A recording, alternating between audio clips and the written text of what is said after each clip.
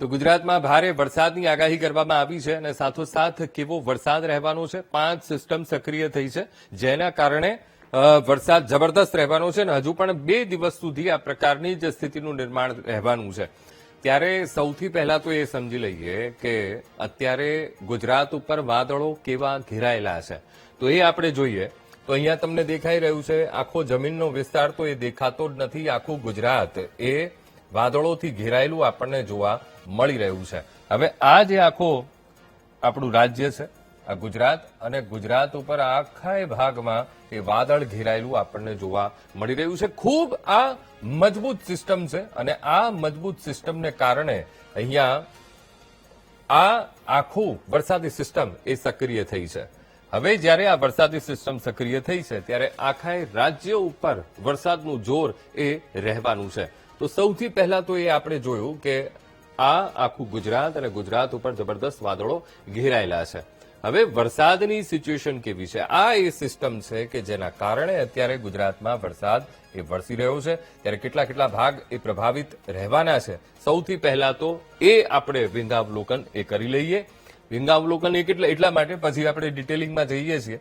હવે આ જે આખી વરસાદી સિસ્ટમ છે એટલે મધ્ય ગુજરાત, દક્ષિણ ગુજરાત, મધ્ય ગુજરાતનો આખો ભાગ, સાથે સાથે ઉત્તર ગુજરાતનો ભાગ, આ તરફ કચ્છ છે, આ તરફ સૌરાષ્ટ્રનો ભાગ એટલે કે રાજકોટ જિલ્લો પણ આવી ગયો, અને સાથોસાથ ભાવનગરનો આખો એ પટ્ટો, અને એમ કરીને આ આખી વરસાદી સિસ્ટમ એ જબરદસ્ત અત્યારે ગુજરાત ઉપર છે અને જેના કારણે જબરદસ્ત વરસાદ એ પડી રહ્યો છે અને હજુ પણ વરસાદ રહેશે।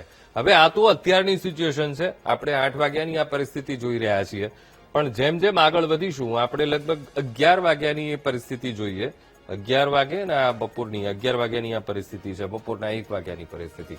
તો જોવા અહીંયા તમને દેખાશે કે કયા કયા ક્ષેત્રોને ભારે એ અસર રહેવાની છે। તો આ તરફ ખાસ કરીને સુરેન્દ્રનગર, ધાંગધ્રા અને વિરમગામ, અમદાવાદ ગ્રામ્યમાં તો ગઈકાલથી જબરદસ્ત વરસાદ પડી રહ્યો છે। ખાસ તો વાહન વ્યવહારને ખૂબ અસર પડી છે।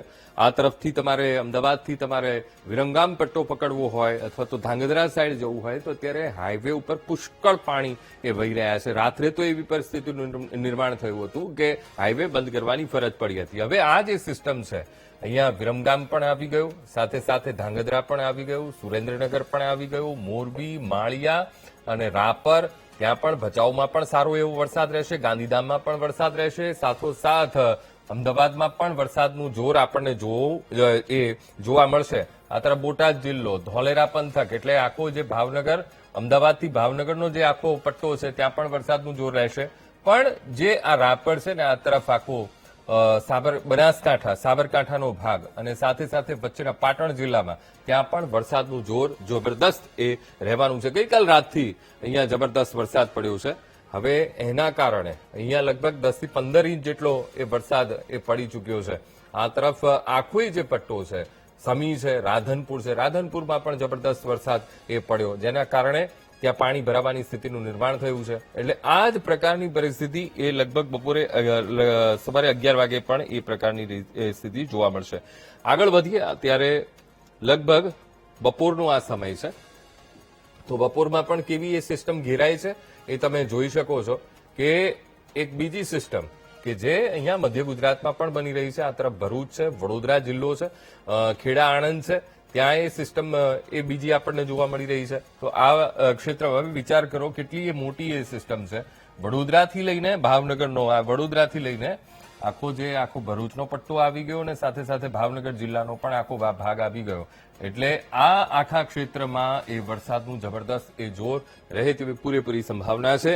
આ તરફ રાજકોટ છે, સુરેન્દ્રનગર છે, બોટાદ જિલ્લો છે એ પણ આવી ગયો, આ તરફ મોરબી પણ આવી ગયું, અને આ જે આખો ભાગ છે ત્યાં પણ વરસાદનું જોર રહેશે અને ઉપરના ભાગમાં પણ જબરદસ્ત વરસાદ રહેશે એવી જબરદસ્ત એ સિસ્ટમ બની છે। થોડાક આગળ જઈએ, 7 વાગ્યાનો આ સાંજનો સમય આપણે જોઈએ તો 7 વાગે સાંજે થોડુંક તમને અહીંયા સિસ્ટમ એ ઉપરની તરફ એ જતી એ જોવા મળે છે, એટલે કે મધ્ય ગુજરાત છે, ઉત્તર ગુજરાતમાં સારો વરસાદ પડે એવી પૂરેપૂરી સંભાવનાઓ આજના દિવસમાં રહેવાની છે। બનાસકાંઠાના ભાગમાં પણ વરસાદ રહે તેવી પૂરેપૂરી સંભાવના રહેશે। રાતની જે વાત કરીએ લગભગ 10 વાગ્યાની આસપાસનો આ આપણે આખી પરિસ્થિતિ જોઈ રહ્યા છીએ, આજની જ પરિસ્થિતિ। આજે રાત્રે કેવી પરિસ્થિતિ એ બની શકે તો 10 વાગ્યાના થરાદના આસપાસના ક્ષેત્રો છે, સાથે સાથે વાવ થરાદમાં જબરદસ્ત વરસાદ રહેશે. રાપર સુધી એટલે કે કચ્છના કેટલાક ભાગોમાં પણ જબરદસ્ત વરસાદ રહેવાની પૂરેપૂરી સંભાવના છે. આ તરફ ઉત્તર ગુજરાત એટલે કે મહેસાણામાં પણ જબરદસ્ત વરસાદ રહે તેવી પૂરેપૂરી શક્યતા છે. મહેસાણા પછી વડોદરા, ખેડા, આણંદ છે ત્યાં પણ વરસાદ રહેશે. આ તરફ ભરૂચમાં પણ જબરદસ્ત વરસાદ રહેશે. આ તરફ મહેસાણા અને એ પાટણ ત્યાં પણ વરસાદનું જોર રહેશે. મોરબીમાં પણ વરસાદનું જોર રહે તેવી પૂરેપૂરી શક્યતા એ જોવા મળી રહી છે, કારણ કે જબરદસ્ત એ સિસ્ટમ અહીંયા બની રહી છે. થોડુંક આપણે ઝૂમ કરીએ તો ક્યાં ક્યાં કેવો વરસાદ. દસાડા છે, સમી તાલુકો છે, પછી રાધનપુર છે ત્યાં જબરદસ્ત વરસાદ રહેવાનો છે. આ તરફ પાટણ છે, ઊંઝા છે અને મહેસાણા, સિદ્ધપુર અને ખેરાલુ જબરદસ્ત અહીંયા વરસાદ એ રાતના 10 વાગ્યાની આસપાસ રહેવાનો છે.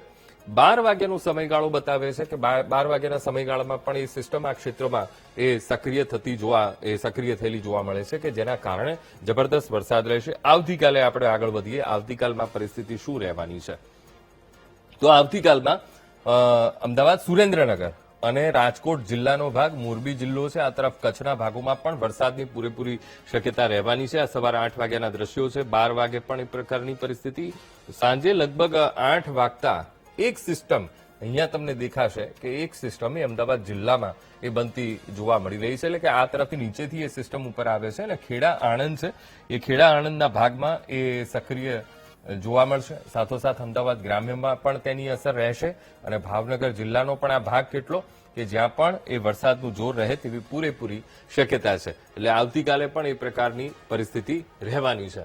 હવે ન્યુમેરિકલ વેધર રિપોર્ટ આપણને શું બતાવે છે, આ મોડેલ આપણને શું બતાવે છે તો આ મોડેલમાં આપણે જોઈશું તો તારીખ છે 25 તારીખ એટલે કે આજની સ્થિતિ. હવે આજની સ્થિતિ આપણને એ બતાવે છે કે જ્યાં જ્યાં આ તમને એક ઘાટો વાદળી રંગ જે તમને દેખાય છે, આ એવા ક્ષેત્રો છે કે જ્યાં વરસાદનું જોર એ રહેશે. હવે આ છે એ અમદાવાદ છે. આ તરફ મધ્ય ગુજરાતનો આખો પટ્ટો છે. મધ્ય ગુજરાતમાં પણ વરસાદનું જોર રહે. સાથે સાથે ઉત્તર ગુજરાત અને મધ્ય ગુજરાતના ભાગોમાં પણ વરસાદ રહેશે. આ તરફ કચ્છનો જે અડધો પટ્ટો છે ત્યાં પણ, બનાસકાંઠા વાવ થરાદનો જે આખો આ ભાગ છે ત્યાં પણ વરસાદનું જોર રહેશે. ભાવનગર જિલ્લામાં અને સાથે સાથે બોટાદ જિલ્લો, અમરેલી જિલ્લો, આ તરફ ગીર સોમનાથ જિલ્લો ત્યાં પણ વરસાદનું જોર રહે તેવી પૂરેપૂરી શક્યતા છે. આ મોડેલ આપણને એ બતાવે છે કે વરસાદ જબરદસ્ત રહેવાનું છે ને સિસ્ટમ જબરદસ્ત રીતે એ ક્ષેત્રમાં સક્રિય થયેલી જોવા મળે છે. તો વ્યૂ ઓલ ટાઈમ્સમાં આપણે જઈએ ત્યારે એ આપણને દેખાશે કે કેવી એ પરિસ્થિતિનું નિર્માણ થયું છે. હવે સેટેલાઇટ ઇમેજ જે આઈએમડી ની વેબસાઇટ છે, આઈએમડીની વેબસાઇટ ઉપર શું બતાવે છે એ આપણે જોઈ લઈએ. તો એક મજબૂત સિસ્ટમ આપણને અહીંયા બનતી જોવા મળી રહી છે અને એ સિસ્ટમે આ આખા ભાગને કવર કરી લીધું છે અને લગભગ આખા ગુજરાતને એ કવર કરી રહી છે. અને હજુ પણ એ અહીંથી ભેજવાળા પવનોને અરબ સાગરમાંથી ધક્કો મારીને ગુજરાત ઉપર એ મોકલી રહી છે, જેના કારણે આ ક્ષેત્રમાં વરસાદનું જોર રહે તેવી પૂરેપૂરી શક્યતા છે. અને હજુ પણ આગામી 2-3 દિવસ સુધી આ જ પ્રકારે વરસાદનું જોર રહે તેવી પૂરેપૂરી સંભાવના જોવા મળી રહી છે. હવે જે ફોરકાસ્ટ છે એ શું કહે છે એ પણ સમજી લઈએ. શું કીધું છે, ક્યાં ક્યાં રેડ એલર્ટ આપવામાં આવ્યું છે, ક્યાં યલો એલર્ટ આપવામાં આવ્યું છે, ક્યાં કેટલો વરસાદ રહેવાનો છે, તો એ આપણે જોઈ લઈએ. તો લગભગ બનાસકાંઠા છે, વાવ થરાદ, પાટણ, મહેસાણા, ગાંધીનગર, ખેડા, અમદાવાદ, આણંદ અને સૌરાષ્ટ્રના જિલ્લાઓ, સાથે સાથે સુરેન્દ્રનગર, મોરબી ત્યાં પણ કેટલાક એવા જિલ્લાઓ કે જ્યાં ભારેથી અતિ ભારે વરસાદ પડવાની એ સંભાવના વ્યક્ત કરવામાં આવી છે. સાથોસાથ વરસાદનું જોર એ પુષ્કળ રહેવાનું છે અને જબરદસ્ત વરસાદ આ 3 દિવસમાં એ આપણને જોવા મળશે. તો આ જે ભાગ છે 24 તારીખના દ્રશ્યો છે, સાથે સાથે 25 તારીખના દ્રશ્યો કે જ્યાં એલર્ટ આપવામાં આવ્યું છે અને સાથોસાથે નાઉકાસ્ટ આપણે જોઈ લઈએ. તો ક્યાં ક્યાંક રેડ એલર્ટ છે, કચ્છમાં છે, આ તરફ બનાસકાંઠા છે, પાટણ જિલ્લો છે ત્યાં રેડ એલર્ટ આપવામાં આવ્યું છે અને સાથોસાથ અમદાવાદ છે ત્યાં ઓરેન્જ એલર્ટ આપવામાં આવ્યું છે. એટલે કે છૂટો છવાયો વરસાદ એ રહેવાનો છે અને સતત વરસાદ એ પડતો રહેવાનો છે. હવે આ પ્રકારની સ્થિતિ એટલા માટે થઈ છે કારણ કે ગુજરાતમાં 5 વરસાદી સિસ્ટમ આકાશમાં અત્યારે બની છે અને જેના કારણે વરસાદનું જોર એ